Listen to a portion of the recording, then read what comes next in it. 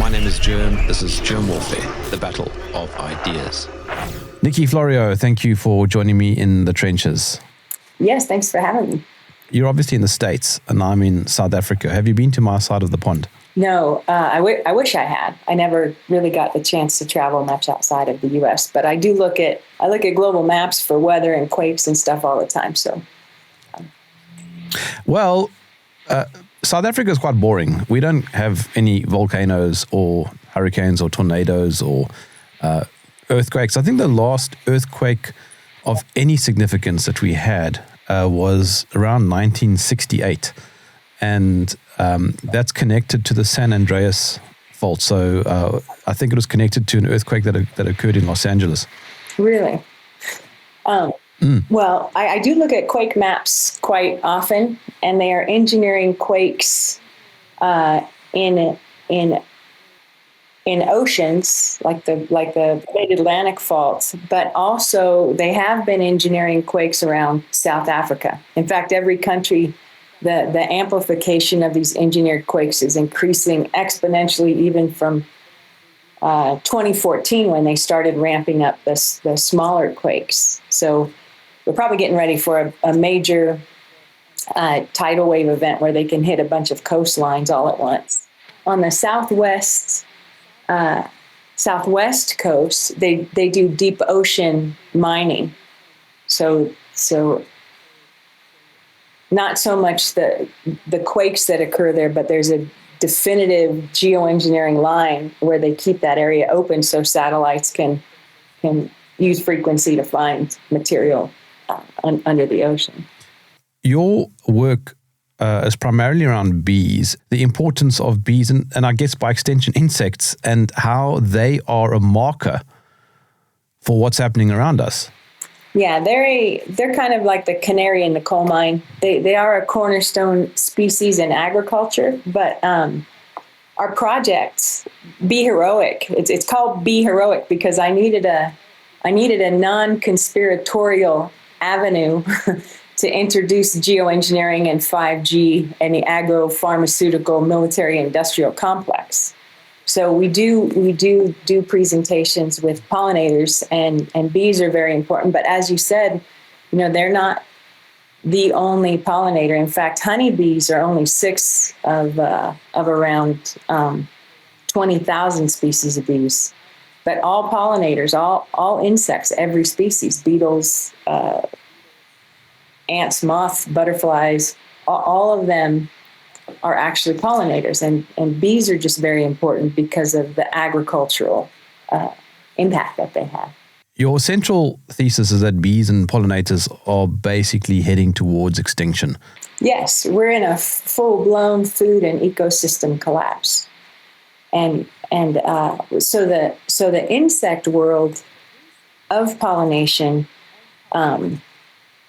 is extremely important, but there are also tons of animal species. 2,000 of 20,000 bird species are pollinators. Primates are pollinators. There's different lizards and geckos, different reptiles that are pollinators. So there's a whole bunch of different animals that pollinate. And I've kind of created a term called the Great Pollination.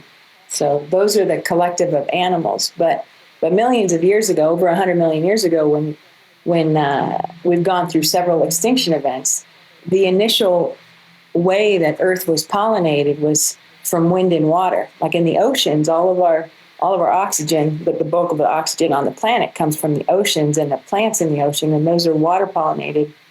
And then before flowering plants, there were trees and grasses, and those were wind pollinated. And as flowering plants developed, that's when the first pollinators came into play. So when the wasps were around, and they were the first pollinators in the line of bees. So bees descended from wasps. So today you'll still see wasps pollinating, but the bees descended with the right, like full-blown mouth parts, and they're not pollinating to pollinate. That's a side effect of them going in and either collecting the pollen or collecting nectar. But the thing, Nikki, is nobody likes a wasp. So they are an extraordinary insect. They are wonderful for pest control. They eat spiders and ticks and mites. So they're a huge benefit to pest control for farmers and ranchers. Like, we don't like them because we're stung, but I've held and moved wasps that have had problems. Even when I have a bee bath, which is a little shallow bath people can put in their yard. It's usually easy to make. You just get a glass pan and fill it with twigs and rocks and fill it with water, because bees don't really like moving water. So butterflies and moths and all kinds of insects visit it, and wasps are part of that. They'll come and drink. But I've seen wasps with ticks, like holding ticks, getting water and then flying away. So they're a great insect. And as long as you don't really smell like bananas when you're around the nest, they're easy to move around. You just wait till the night cools down, and if they're in a bad spot, you can move them. Now, there are some extremely dangerous wasps that you don't want to, get near or move unless it's extremely cold, or unless you have a professional beekeeper moving them. But pretty much all insects are beneficial, except for mosquitoes and ticks, the ones that are being genetically engineered by agrochemical and investors like Bill Gates and Oxitec and things like that. I was obviously being facetious. Oh, I'm a little slow, and I've only had one cup of coffee. Sorry, sorry. Oh my God. The point that you're making is that if you remove wasps from the ecosystem, you create an imbalance.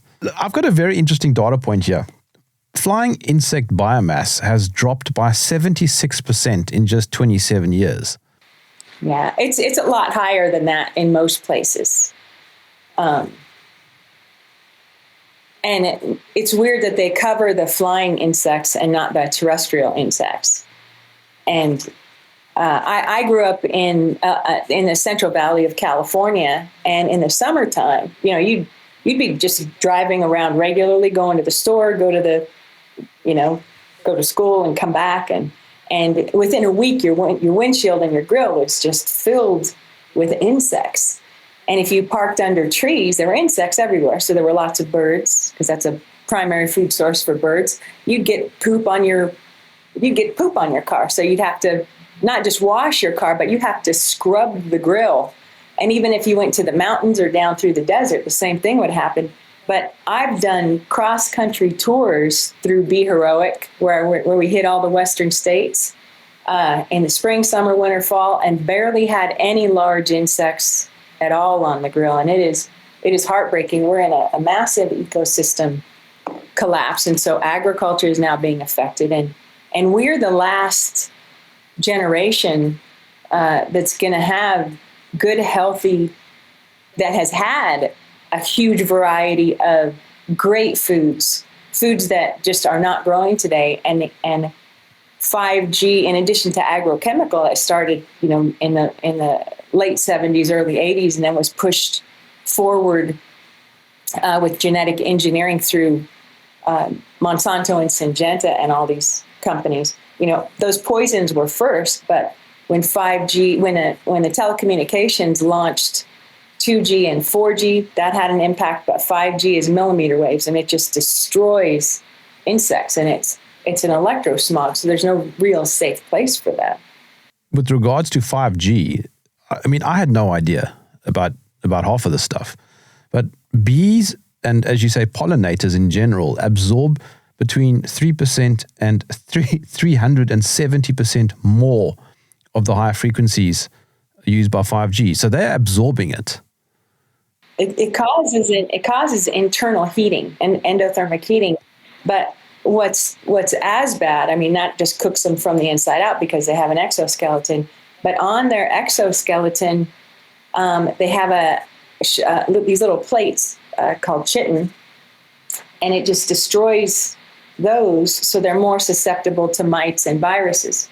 So agrochemical companies, are using this as well to create vaccines for bees to help them with varroa virus when it's just, we just got to cut off 5G. And then University of Illinois out of Chicago in the United States has a professor who has created a genetically engineered bee that they are going to release in 2027 that will wreak havoc on natural bee populations. When bees go into, when you have a genetically engineered animal, it's very dangerous, and having this insect that goes in and drinks nectar, because the way what honeybees do is they'll go in and stick their tongues in and they'll drink, all bees, not just honeybees.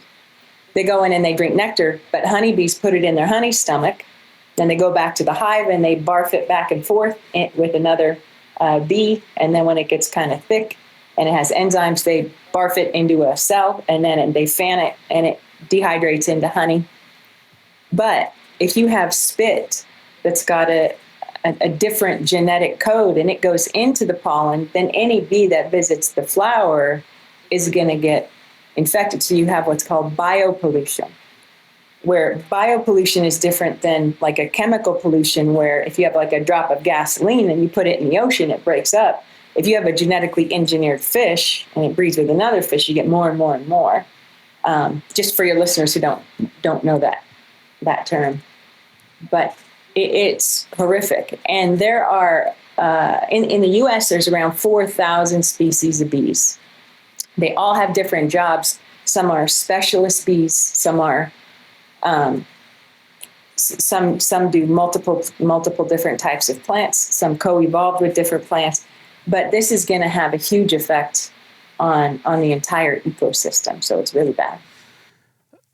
Just continuing with that very interesting bit of trivia, adding to what you're saying. So it says, bees have a specific organ for sensing magnetic forces. It's how they navigate, and cell phones disturb this. And in fact, it says here that alternating electromagnetic fields harm bees. Yeah. So even power lines, when bees are put under power lines, it either makes them really aggressive or you have a massive colony collapse within the hive. There's a lot of different things that occur. But maybe later, whenever you're ready to talk about solutions, we can tell people how to protect themselves, and if they have gardens or bees, how to do that as well. Putting up beehives actually potentially makes everything worse. Yeah. So bees travel from 2 to 10 kilometers. I don't know if you use miles or kilometers, but up to 6 miles. And so they travel very far looking for water and food and places to nest. Honeybees and bumblebees are more family oriented. A honeybee hive will have 20,000 bees or more in the same family from one queen. And then bumblebees is usually a queen that winters over, and their hive is called a nest, but they also make honey for themselves. But when you have beekeepers that don't know what's going on and they have a hive, people who have taken a weekend class or they're taking a 6-week class without doing a true type of internship, they fail to learn about what's in that radius. First of all, what is 6 miles out? What chemicals are out? What types of crops are out? Are there genetically engineered crops? Is there a lot of glyphosate? Is there no water? Is there too much water? Kind of what's going to happen that way. And then who are the other beekeepers that are out there? Who else is keeping bees, and what are those bee species? Because even within the honeybees, you have Caucasian, Russian, Italian bees, all the different honeybee species.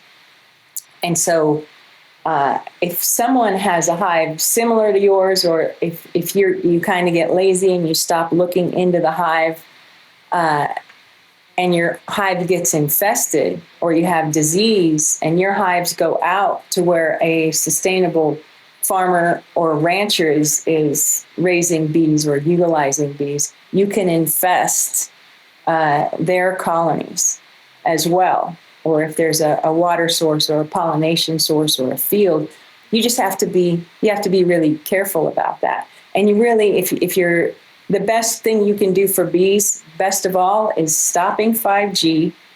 There's not much right now that individuals can do about stopping geoengineering, but what people can do is if they have a water source, whether it's a bird bath or a bee bath, is to throw some zeolite in there. And zeolite, the insects will eat it, or while they're drinking, they get some of the mineral, and zeolite binds things like aluminum from geoengineering. And then there's biochars that can also bind glyphosate, and then they just pee it out. So you just throw that in some water. You can even put it in a little sock or a nylon and throw it in there. But if you want to help bees, you can just plant for pollinators. And you're not really planting for bees. You should be planting for the whole pollination. So different colored flowers will bring different colored insects, different native plants and shrubs and flowering trees are probably the best thing. Leaving dandelions alone is extraordinary. Dandelions are one of the most nutrient-dense plants on Earth, and they're what's called a composite flower. So in the springtime, when they come out, you get bees and beetles and ants and butterflies and moths and all the good pollinators. That's a great food source for them.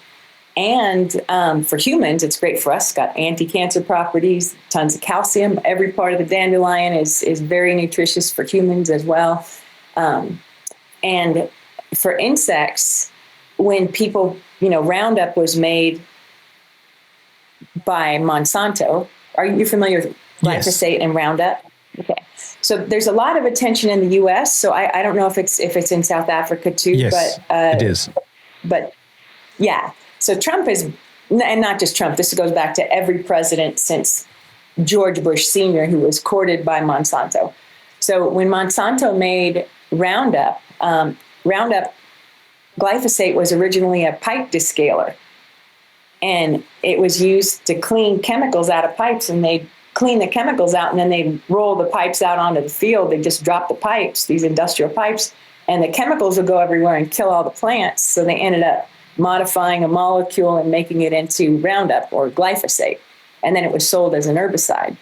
So it kills everything. But what people do is they go, oh, there's a weed, and then they get their little Roundup spray or their tanks, if you're, a city or a farmer that uses chemicals, and they'll just spray the dandelions. And when you spray a dandelion, it does kill that weed, but the flower is still there. That head of the flower with the chemicals is still there. And then you have butterflies and bees and moths, and everybody's landing on it, taking the poison, and you kill off all those animals. Or sometimes it goes to seed, the little puffballs that people blow from dandelions. Well, those seeds are poisoned now.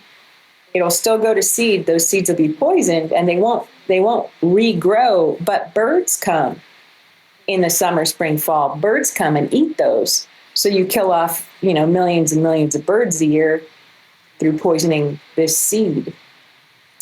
So people need to be more conscious about what they're doing. If you really want to get rid of dandelions, the only thing you have to do, they're an annual, they're not a perennial, they don't come back every year. What's coming back is that seed. So if you want to get rid of, and I've done this, I used to garden for a living, and I worked in garden centers. All you have to do is pull the heads off the flowers, and then that plant won't come back next year, and you won't have more. So over the course of a few years, you get rid of pretty much all your dandelions if you're overloaded with dandelions. And you can pull those flowers and throw them in salad, and they're great. They have almost a sunflower flavor. Or you can make dandelion wine or whatever people make out of them, So it says here that, and this is just a conservative figure, that around 40% of all insect species are at risk of extinction, and that's within a few years. And it's way. Yeah, and it's way higher. Was what you're going to say. And another conservative study says that overall insect populations have declined by 45% in the last 40 years. I mean, that's incredible stuff. Well, it's a collective. the initial die-offs were happening in monoculture agriculture because of poisons. There's a lot of people know about glyphosate or Roundup, but there's also and Bill and Melinda Gates Foundation has pushed agrochemical and geoengineering to every corner of Africa, Australia, India, the US, globally. And so poisoning the food system is one thing. Poisoning the ecosystem is another. So with the geoengineering, weather modification goes back well over 100 years, as you know, from Jim Lee. He's got a great historical website. But geoengineering really started ultra ramping up over continents after 9/11, because that's when the planes were grounded and they did most of the retrofitting to the planes. And it's really easy to retrofit planes, as David Keith mentioned in his interview or in his conference. You can hear it on Dane Wigington's website. But even other experts have claimed that geoengineering is really easy, very, very simple to modify. Any tubes or tanks in planes. So when everything was grounded, they systematically launched everything back. So we had buildup and more buildup and more buildup. But the materials coming down are not just what we see in the Welsbach patent and the fuels. You know, the fuels are highly toxic as well, JP8 jet fuels and other fuels. But the nanomaterial that's being collected from direct air capture behind the planes, that's been demonstrated by the Italians. TankerEnemy.com has a great video. They did direct air capture years ago, and then Dane Wigington's video, the dimming, they have direct air capture, and then our geoengineering age, OGA, with Doctors Herndon Whiteside and their team, collecting a bunch of materials, including notable glyphosate coming down in rainwater, other nanomaterials, cross-domain bacteria or Morgellons, and a bunch of other mycotoxins. All this stuff is getting into the soil, but it gets into the soil and the plants, and it's brought up in the plants. So the more they do it, the more the base of the food chain, soil microbes, insects, plants, birds, all the way up the food chain. And people who eat meat are eating these animals that are toxic, and vegetarians who are eating food out of the ground are toxic, are eating toxic foods. Now, 5G itself, which is in the world, it's everywhere. But for example, in the United States, on top of the 4G and 4G LTE infrastructure, they added around 5 million new towers and 350 million new 5G LED street lamps. So you'll never lose connection. If you're driving through the mountains and they have a tower here and several LED 5G transmitters or LED street lamps, that's going to keep any driverless vehicle, once we have the great reset, once we're locked into concentration camps, smart cities, C40 cities, whatever you want to call them, we're going to be locked in, but there will be no insects anywhere. These things are everywhere. There are ways to protect ourselves, but geoengineering is the foundation of food and ecosystem collapse. It's the foundation of the reset, and it's a huge reason why, and insects are inhaling nano aluminum and nano graphene coming from these aerosols, and then on top of that, getting blasted. A millimeter wave radiation. When you're 2 millimeters long, it's superheating you. But what's becoming more prolific are deadly insects like mosquitoes and ticks. But you may have noticed this too in South Africa. You see a lot more gnats and flies. The insects that are far smaller than maybe what you would have seen as a kid. Yes. We also get African killer bees. And that could be by design. That could be intentional. I mean, they're horrible. They're horrible. They're extremely aggressive and militant. Yeah. And that's why you want to have animals, other animals, different bird species or reptiles or any animal that can naturally be a predator for those. You want to help support. Even bats who will do stuff at night when it cools down. Bats are wonderful insect control. As a thought experiment, what would happen if we have no more bees? What is happening is we are seeing, and you're saying bees, but if all the bees disappeared, we would be okay. It wouldn't be great. It would be pretty bad. In China for years already, because they lost now China is a massive place. There are actually some places where animals and insects are doing well to pollinate, but other areas they're hand pollinating. And they're already doing that in the US. And so probably Africa and India and other countries are hand pollinating as well. But in ecosystems, you can't go out and hand pollinate an ecosystem. In fact, even doing a half an acre hand pollination is really tough. So when the elites break down these food and ecosystems, we really don't have, we'll be lucky if a part of the population is still around healthy. A healthy part of the human and animal population is around by 2030. This is the worst year for geoengineering. When you look on the global weather maps and the engineered systems, there is almost no persistent sunlight or persistent areas without a haze. It could be sunny all day long, but there's still a thick haze where when you look towards the sun, and I'm not talking about sunrise, where sunrise used to be, you're driving into the sunrise, or if you're having coffee and the sun is rising, you have a nice, beautiful orb.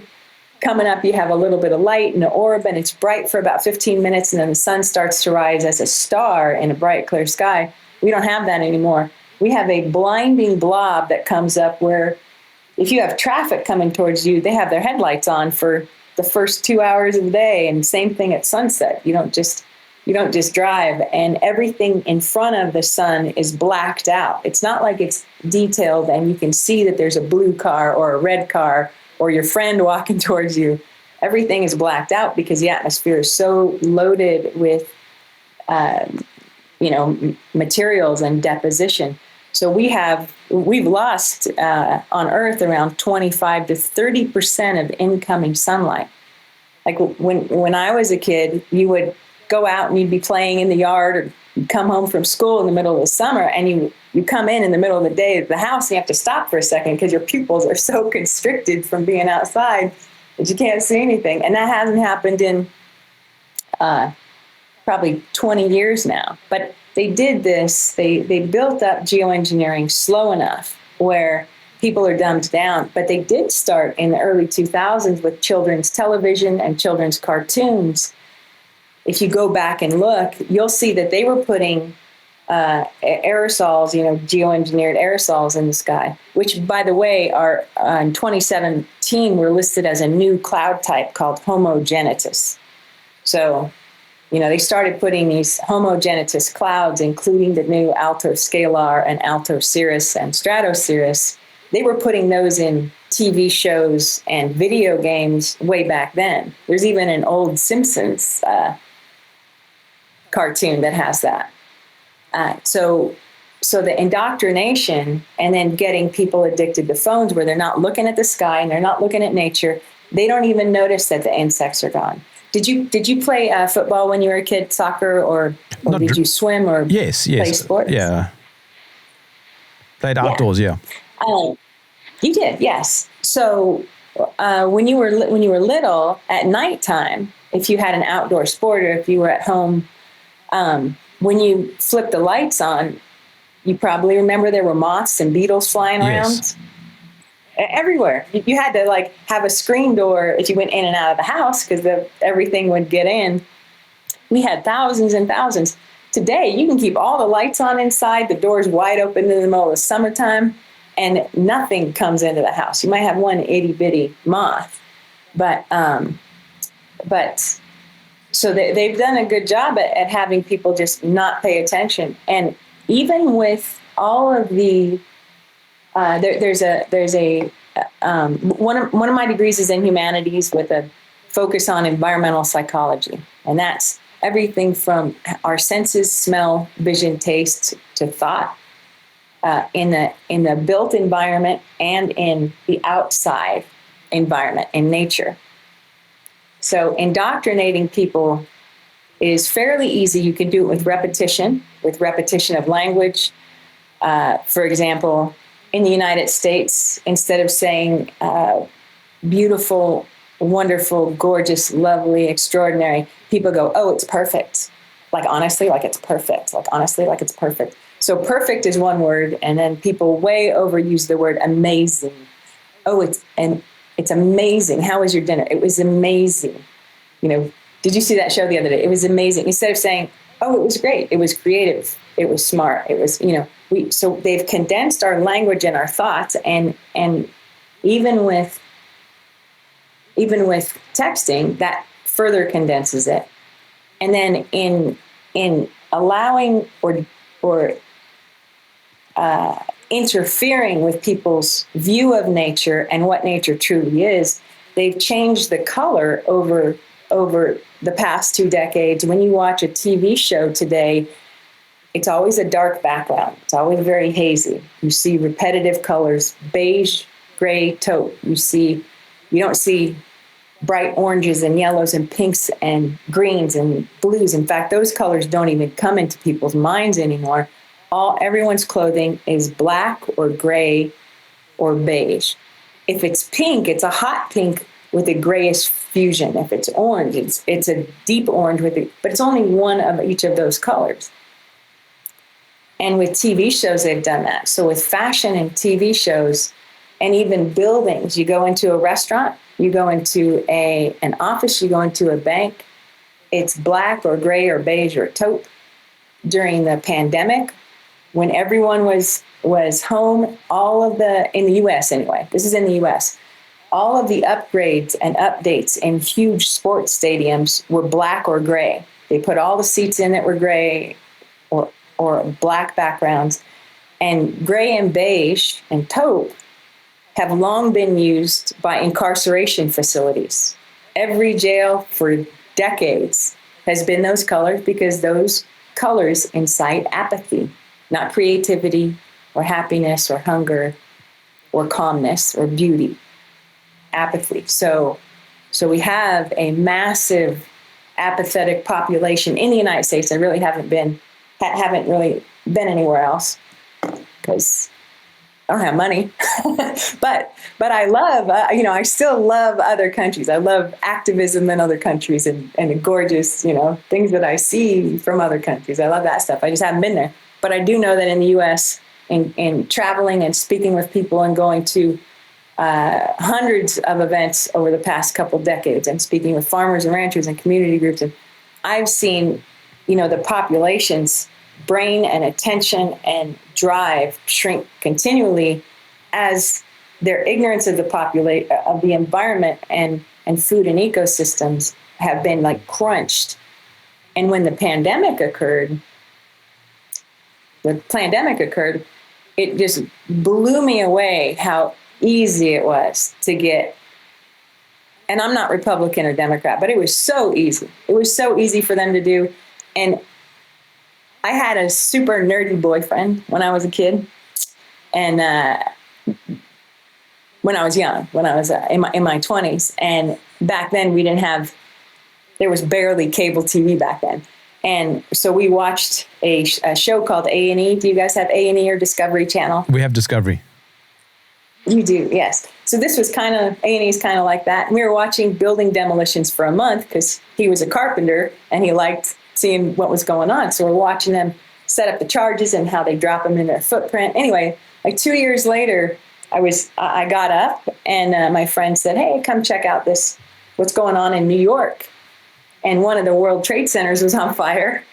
And then the second one was hit and it was on fire for just a little bit. And then when it fell in its own footprint, I looked over, I go, that was a building demolition. And that was my first ping. That's when I learned, really about false flag events. So I would talk about that. Be called a conspiracy theorist and everything. But geoengineering today, and 5G issues and UFO issues and flat Earth, concave Earth, convex Earth, those aren't, there's no conspiracy theory in those because there's evidence of all of these different things. So it could be a conspiratorial fact, but these are all big things. Anyway, that was a massive tangent. You just let me go, didn't you? About 2 years ago, I was in Hong Kong and I saw no birds. Yeah, so smart cities, whether it's Wuhan or Hong Kong, even if they're not, back then they were probably at the low end of 5G, maybe 4G LTE. It doesn't matter. Birds, so we have our skin, when we're impacted by 5G, we have helial array kind of antennas on the hairs on our arms. Our hair follicles act as helial array antennas. So that's why with 5G, people have worse skin issues sometimes. It affects your eyes. And but with birds, their feathers act as receivers, and behind their eyes are their magnetoreceptors that help with navigation, orientation, and things like that. And you may remember in 2011 and then again in 2018 or so, the reports of birds just falling out of the sky. They'd say, "Oh, there was a big raptor up above them, and they all just dove to the ground." Complete bullshit. And so 5G has a horrific impact on birds, on all small animals. Even if you go through a forest that's got 5G along the roadways, you're not going to see as many like ground squirrels or other animals because all animals have different magnetoreceptors in their body, and they are all impacted in horrible ways. But it's a monstrous 5G IoT industry is a monstrous industry. How do you push back? People need to take action in their own communities. We're very lucky out here. I met Scott McCullough, and he's one of the leading attorneys against the FCC. He's worked with RFK Jr. and Children's Health Defense, and then recently met one of his colleagues, Mike Flores, who also works with the team, with McCullough's team and Children's Health Defense. So going in and doing your best to take action and knowing what to say in your community and who to say it to, as well as how to take legal action. So on our website, on BeHeroic.com, we have a page called 5G and the B, where we have a bunch of great information and short videos that'll introduce geoengineering. But we have information on all the different technologies, from satellites and low Earth orbiting or LEO satellite information, all the way to the ground-based technologies, as well as physicians' information from a group you can get to called Physicians for Safe Technology, and their website is mdsafetech.org. But Scott McCullough and his team also work with different groups, and you can also go to Environmental Health Trust, which is wonderful, EHT. But if you search Environmental Health Trust, they have a great collective group with physicians' information and proactive steps that you can take, and you can click on our website to get to these different places for your own information, or in order to take action for yourself. If you want more information, or you have a kind of a personal 5G question, you can contact us at Be Heroic, but you'd have to go through beheroic@gmail.com instead of our website, because everything keeps getting hijacked out of there. Finally got back on Telegram the other day, and so I'm on that now for a bit, but I don't know how much longer that'll happen. Yeah, you might not want to use Gmail though. Oh, they're all targeted. They can get into proton and all. They can do everything. Yeah. So I'm learning stuff here. I didn't know that insects, I guess I've never thought about it, but insects have no liver, which means that they cannot detoxify all the metals that they're absorbing. Mm-hmm. So a honeybee goes through different jobs during its life. First, they're born, and then they stay in the nursery and take care of the other little baby bees, the larvae. And then they become guards. Then they become pollinators. Then they come back, and they can even go back to the nursery and work again in the nursery if they want. And their brain actually reverse ages when they do that. But there's a bunch of stuff like that. But there are materials like zeolite that allow them, it just binds it in their body and then they pee it out. And there's studies on that as well if people want to look stuff like that up. But it's all insects. It's just a really terrible thing. Their body is very small. Their metabolism is very high. So you really have to protect them. And one of the biggest issues, another large issue that we haven't covered yet, is how geoengineering really, not just in blocking sunlight, which a lot of insects and animals on Earth, everything from whales to bees, they use sunlight for navigation. So blocking and distorting sunlight is a big deal. But for terrestrial animals and insects, and this doesn't matter if it's a forest or a desert, loss of humidity or the lowering of humidity and the lowering of dew, DEW, moisture, not dew, the direct energy weapons. The lowering of dew and the eradication of dew is making animals and insects and surface soil microbiome die off, because sometimes that dew is the only water that these animals or insects or plants ever get.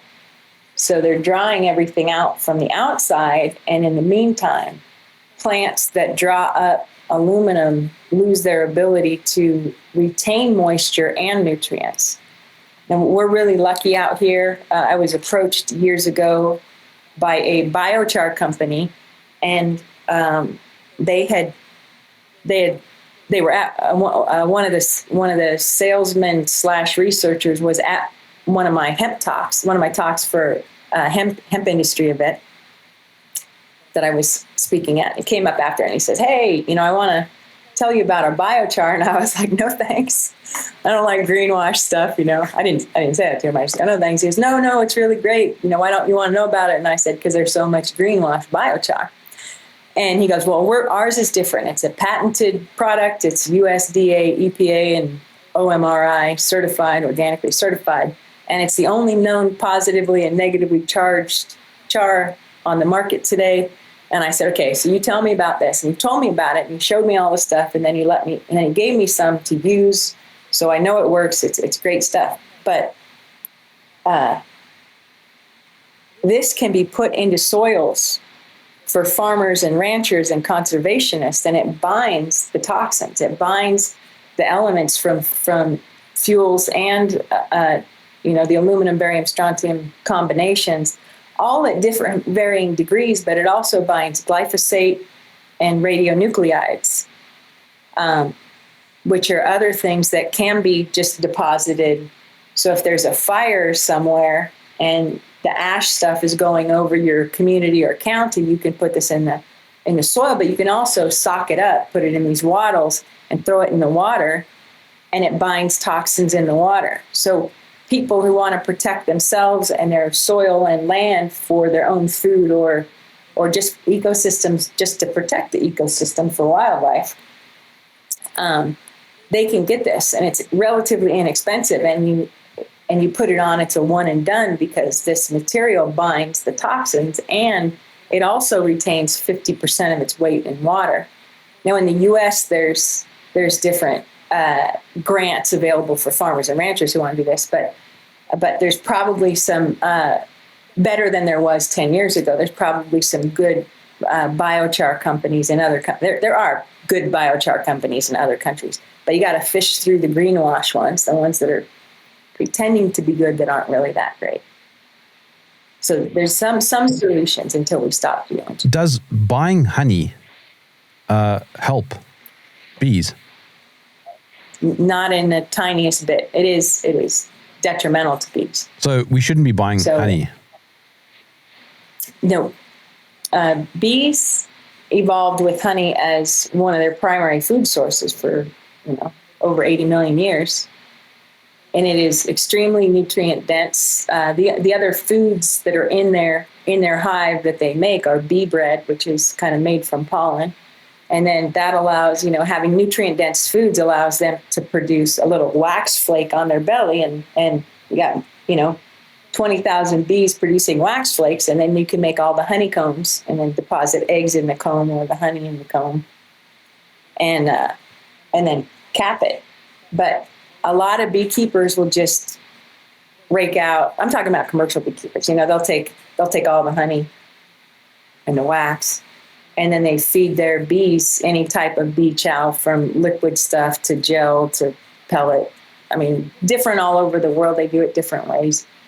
And that's kind of like taking away your whole diet and giving you McDonald's to eat solely after you've been working hard all day and you spend your life getting food to feed your family. Now, honeybees always make extra honey. And that's one of the reasons that bees have made it through ice ages. They've been in trees or near caves during complete ice ages and still come out on the other side. I mean, their honey is a phenomenal food source. But even when you're eating, people say, oh, I love bee pollen. I put it in my granola every morning. Well, we have a million frickin' ways that we can get nutrients. And we have a million different sweeteners. So we don't really need to take their food. And what we're coming to very soon is a massive extinction event. So we want to make sure that the bees, smaller beekeepers will leave some honey in the hive. They're not going to take it all. There's a lot of thoughtful smaller beekeepers that do that. But you really, we just don't need it. Mm. And I keep a jar of honey, and I use it probably 5 or 6 times a week to revive bees that I find on the ground or on someone's sidewalk, or if I'm doing something, I'll pick the bee up and just put a drop of honey on my finger. And so I've had this same jar forever because it just lasts forever. And there's different therapies, like for cancer, where people use bee stings because the bee venom will help with certain cancers. That's mildly okay, but there's still other treatments for cancers that are natural, that you don't have to use them. You have to use their products for. And when you eat like bee pollen, they have little grates at the entrance, so it just scrapes the pollen off of little bees on their back legs, have a corbicula, little bee hairs, little hairs at the pollen. So when they go to flowers, they get pollen all over their body, and they just wipe it down to their legs. Some bees, little solitary bees, they'll carry it pollen on their abdomen as well, and other parts of their body. Different bee species will carry it different areas. But all these insects that are accidentally pollinating and all the animals that are pollinators, they are all tanking, and we need them all. So plant for pollinators, give them a good water source, eat organic food, eat grass-fed, grass-finished, non-injected beef. These are all things we can do to help. I go hunting. Oh, yes. Yeah. I mean, I've never hunted. That's very grass-fed. That's very, in fact, so the term grass-fed is funny because animals in nature, they're not just looking for grass. They eat tons of wildflowers, and all those wildflowers have different nutrients, different vitamins, different minerals, and they're sweet and tasty. So pollinators are helping with that industry. So do you fish as well? Yes. Yes. But fish is an interesting one because of the whole mercury thing. It's a tuna issue. Well, all sea life is poisoned right now with microplastics and mercury. One of the big problems in the Pacific, but it's also headed your way or is already at your at your doorstep is Fukushima, which has been leaking since March 11, 2011, I think. Was that it? Was that it? It was quite a long time ago. It was a long time ago, but that massive plume of radioactive waste is going. And then they just, I think last year, emptied 5,000 tanks or so. I'd have to look it up again. Dr. Helen Caldecott has written some extraordinary papers on it and books on it. But, oh, thank you. So there's a lot behind Thank you. Yeah. So,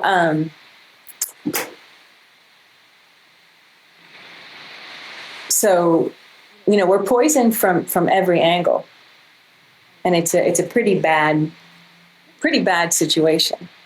But I had no idea that honeybees are the only insect that produce food consumed by humans. Honeybees are the only insects. In other words, they produce honey, that's their food, and we eat their food. Well, yes, yeah. And six of the 20,000 global species of bees are honeybees. The other 19,000 plus are not honeybees.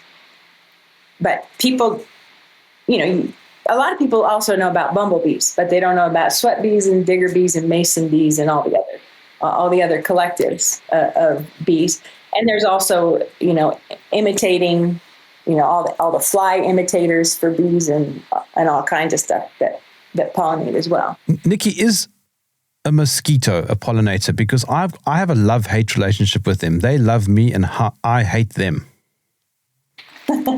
So the males do pollinate, the females suck blood. Damn it.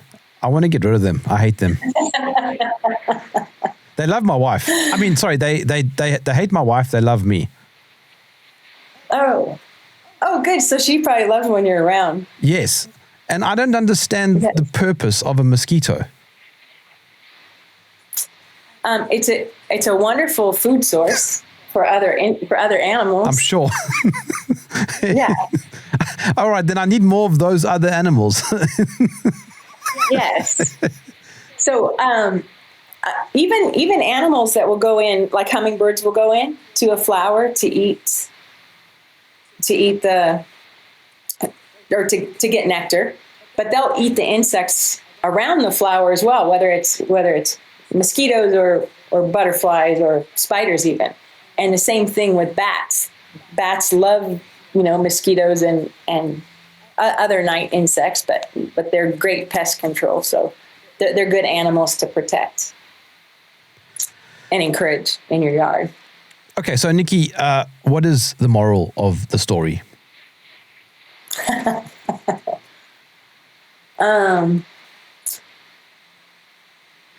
It's weird. The first thing that flashed through my mind is we're all going to die, but we're all going to die anyway. Well, that's very uplifting. It is. Being scared of what's happening can inhibit people from taking action. So you don't want to do that. You want to educate yourself. And we have a little tagline.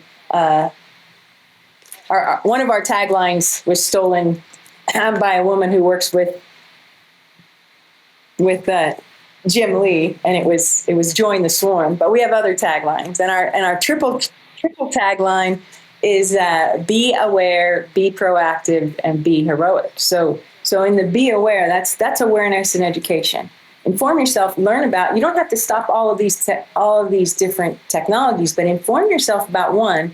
Hang out with a group of people that are proactive, or start a proactive group yourself, and work on fighting that. Like get your teeth in there and just friggin' hold on, because it's a wild ride fighting any of these things.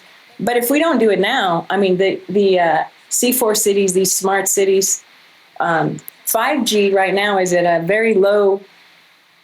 5G is dangerous because you're in the gigahertz range, but we're at the low end of that. So we're probably 30 to 50 gigahertz right now in different cities, even out in the country where agriculture is. And 5G, by the way, for your listeners, it makes plants toxic. It's like nuclear radiation, where you don't taste anything different, you don't see anything different, you don't smell anything different, but it is toxic because it splits the DNA within the plant, among other things. So you can stop that, but we're only at those lower frequencies, and this radiation is coming from satellites. Elon Musk and all these other investors in these low Earth orbiting satellites. So we're getting radiation from above and from all the stuff around us. And when that gets to 60 gigahertz, like they did in Wuhan was China's first smart city. And it had 10,500 towers. And when they target you, if you're holding your phone or if you're just walking across the street and they've sprayed smart dust and you're inhaling it, you're more susceptible to those frequencies. And so when they turn it to 60 gigahertz, that impacts oxygen in the air we breathe. It doesn't bind to the hemoglobin in your blood and you collapse. And that's how they scared the shit out of people who didn't know what they were seeing when they were watching the videos on TV of what was happening in Wuhan with people just falling to the ground. They died of COVID. Oh my God, COVID wiped them out just like that. And then in all the hospitals that were all 5G hospitals in Wuhan, people would go in there and have problems breathing. So it wasn't, they were putting people on ventilators, but that's if you have pneumonia. The definition of pneumonia is your lungs are filled with liquid. But these people were having dried lungs as if it was altitude sickness from an absence of oxygen. Now, in the United States, Trump is a massive investor in Pfizer, Johnson & Johnson, GlaxoSmithKline, GSK, and Gilead, which is the maker of remdesivir. And so he's a massive investor in pharmaceutical, just like Bill Gates and other billionaires. So he made a ton of money off of this, and being the leader, the tool leader, he's not smart enough to do any of this himself. When he fast-tracked the vaccine and got everything going, he knew he was going to turn a profit quick. So, he bragged about fast-tracking the vaccine and everything. But the vaccine has nanomaterial in it that makes us further susceptible. Whether you took the vaccine or you've been exposed to the shedding of the mRNA, it's not a traditional shedding of the vaccine, but all you have to do is like wipe up against someone who's vaxxed and they'll shed on you because the nanomaterial goes right through your skin, and there's ways to clean up after that. But the oxygen in the air is going to be very dangerous. So if you wait until 2030 to do something, it's too late. You'll be locked in. You will not be able to go more than 15 minutes from your home. And if you read The Great Reset by Klaus Schwab's interpretation, you will own nothing and be happy. Well, you'll be happy because you'll be in a state, it will so fry your brain, you will be incapacitated. It's heartbreaking. So you either choose geoengineering or 5G or agrochemical. And in the meantime, protect your body, protect your health, protect your family and your community and your environment. How can I follow your work?